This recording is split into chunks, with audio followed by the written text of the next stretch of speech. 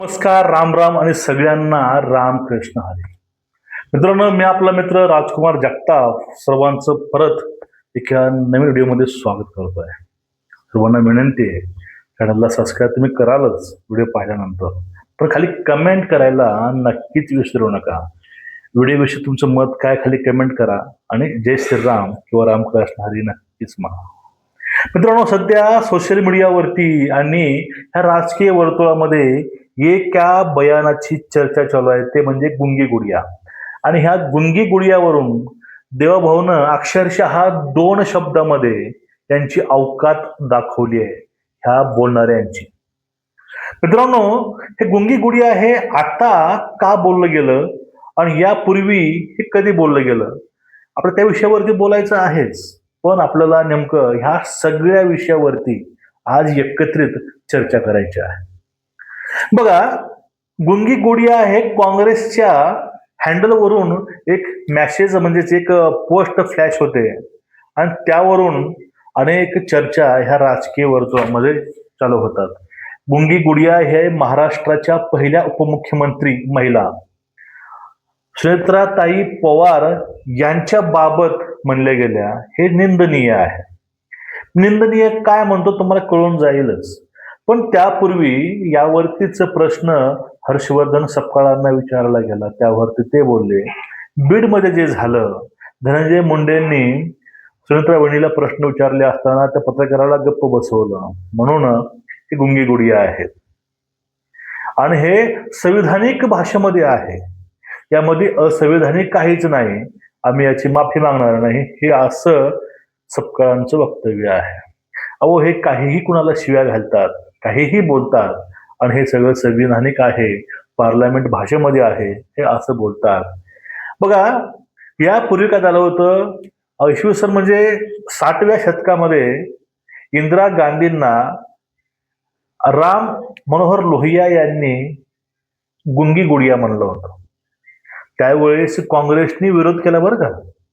काँग्रेस धुतली नाही, काँग्रेसने विरोध केला, तुम्ही इंदिरा गांधींना गुंगी गुडिया का बोललात म्हणून. आज तीच काँग्रेस सुनेत्रा वहिनीला गुंगी गुडिया म्हणत आहे. याचा अर्थ काय? आणि यावरती यांना गिल्टी वाटत नाही किंवा यांना माफी मागावी वाटत नाही, यांचं आपलं वक्तव्य मागे घेऊ वाटत नाही, यांना याचा अभिमान वाटतो. आणि हे सांगतात सुनेत्रा वहिनीनं बोलावं, पुढे येऊन सांगावं. पण त्यापूर्वी तुम्हाला एक गोष्ट सांगतो मित्रांनो, जर सुनेत्रा वहिनी गुंगी गुडिया असेल हे जर त्यांचं काँग्रेसला वाटतंय, तर इंदिरा गांधीला बोललेली गुंगी गुडिया हे चुकीचं नव्हतं, हे काँग्रेसने इनडायरेक्टली मान्यच केलं. यांचं आता म्हणणं काय माहितीये काय लोकांचं, की सुनेत्रा वहिनी का नाही बोलत, यांना अर्थमंत्री पद दिलं नाही, त्यावरती यांनी बोलावं. यांच्यावरती भाजप अन्याय करते सुनेत्रा वहिनीवरती, यांच्या पक्षावरती, तर ही वहिनी गप्प आहेत. अजित पवारांच्या मृत्यूविषयी वहिनी बोलत नाही. ह्या सगळ्यावरती वहिनीनं बोलावं, भाजपला प्रश्न विचारावं, भांडावं, हे असं ह्या सपकाळांना वाटतंय. अहो, ज्यांचे घर, आता त्यावरती जास्त बोलणार नाही विषयावर, तुम्ही सोडून द्या. पण हे सांगतो की हे आपला पक्ष, आपले नेते वाचवू शकले नाहीत, आपले कार्यकर्ते वाचवू शकले नाहीत, पण या लोकांना दुसऱ्या पक्षामध्ये नाग खुपसायची सवय लागली आहे. ही सवय बरोबर नाही, हे संपायला पाहिजे. आणि हे म्हणतात की सुनेत्रा वहिनी बोलतच नाही. अहो, यांचे जे PM होते मनमोहन सिंग, यांनी किती बरं बोललंय मीडियावरती येऊन, त्यांनी किती आपले मतं मांडले तो.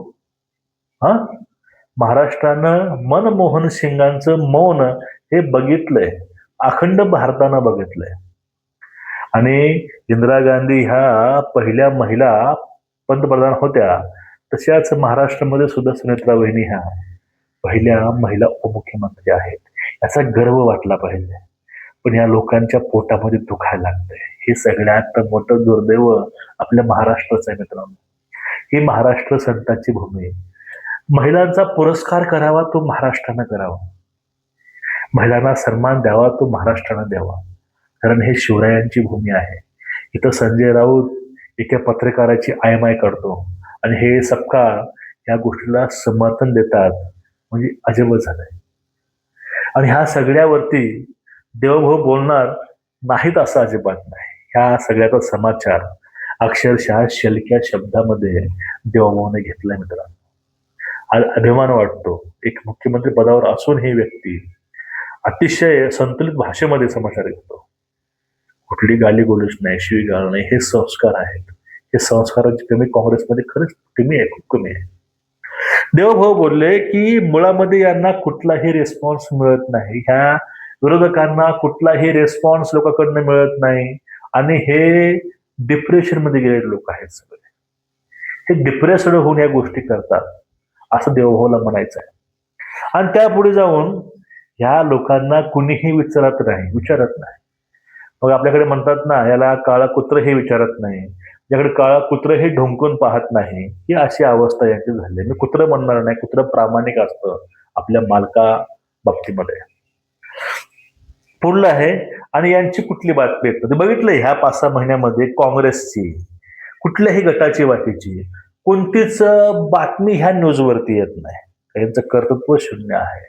विरोधक आहेत तरीही हे विरोधक म्हणून एखाद्या गोष्टीवरती संयमित आणि योग्य विरोध सुद्धा करू शकत नाही, ही यांची कमी आहे.